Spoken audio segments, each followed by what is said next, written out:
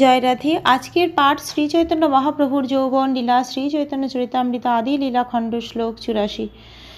দেখিয়া সন্তুষ্ট হইলা সচির নন্দন, সবাকে খাওয়ালো আগে করিয়া ভক্ষণ। অষ্টি বলকলে নাহি অমৃত রসময়, এক ফল খাইলে রসে উদর পুরয়। এই মতো প্রতিদিন ফলে 12 মাস, বৈষ্ণব খায়েন ফল প্রভুর উল্লাস। এই সব লীলা করে সচির নন্দন, অন্য লোক নাহি জানে বিনা ভক্তগণ। এই মতো 12 মাস কীর্তন অবসানে, আম্র মহোৎসব প্রভু করে দিনে দিনে। কীর্তন করিতে প্রভু আইল মেঘগণ, আপন ইচ্ছাই কইল মেঘ নিবারণ। সে আমগুলি দেখে শচীনন্দন গৌর সুন্দর অত্যন্ত সন্তুষ্ট হলেন এবং প্রথমে নিজে একটি আম খেয়ে সমস্ত ভক্তদের তা খাওয়ালেন।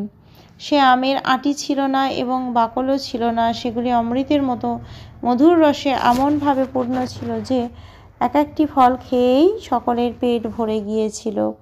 এভাবেই সারা বছর প্রতিদিন সেই গাছে ফল ফলত এবং বৈষ্ণবেরা সেই ফল খেতেন। তা দেখে মহাপ্রভু অত্যন্ত সন্তুষ্ট হতেন। শচীনন্দন গৌরাঙ্গ মহাপ্রভু এভাবেই তার গূঢ় লীলাবিলাস করেছিলেন, ভক্তরা ছাড়া অন্য কেউ তা জানতে পারে না। এভাবেই মহাপ্রভু প্রতিদিন সংকীর্তন করতেন এবং সংকীর্তন অবসানে 12 মাস ধরে প্রতিদিন আম্র মহোৎসব করতেন। একসময় শ্রীচৈতন্য মহাপ্রভু যখন কীর্তন করছিলেন তখন আকাশে মেঘ হয়, কিন্তু শ্রীচৈতন্য মহাপ্রভু তার ইচ্ছার প্রভাবে সে মেঘগুলিকে বাড়ি বর্ষণ করা থেকে নিবারণ করেন। একদিন প্রভু শ্রীবাসেরে আজ্ঞা দিল, বৃহৎ সহস্র নাম পর শুনিতে মন হইল। পড়িতে আইলা স্তবে নৃসিংহেরও নাম, শুনিয়া আবিষ্ট হইলা প্রভু গৌর ধাম।